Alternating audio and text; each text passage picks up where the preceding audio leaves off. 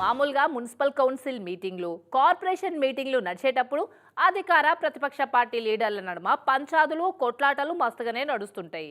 మరిగా లీడర్ల పంచాదులు చూసి చూసి ఇన్స్పైర్ అయినరో ఏవో కానీ వాళ్ళకు ఛాన్స్ ఇవ్వకుండా అధికారులే పొట్టు పొట్టు కొట్టుకున్నారులా పిఠాపురం మున్సిపల్ కౌన్సిల్ మీటింగ్లా. ఇక చూడుర్రి ఎట్లా కీసులాడుకున్నారో. చేయితో ఇటుపక్కైనా కొడుతుంటే మైక్తో అటుపక్కైనా అందుకోవట్టే.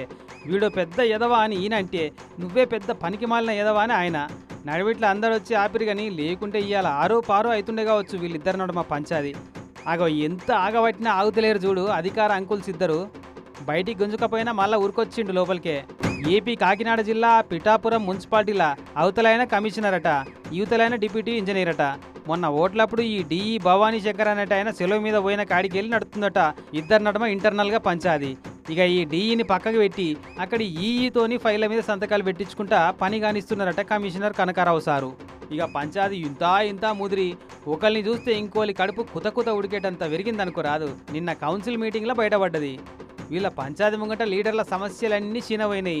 మీరే గిట్లా కొట్టుకుంటే ఇక మేమెందుకు అని అధికార ప్రతిపక్ష పార్టీ లీడర్లంతా ముక్కు మీద వేలేసుకున్నారట. కానీ చూడుర్రి ఇన్నొద్దురు లీడర్లే ప్రజాసేవ చేస్తేందుకు ప్రజల కోసం ఫైటింగ్లు చేసుకుంటేందుకైనా వెనకాడరు అనుకున్నాం.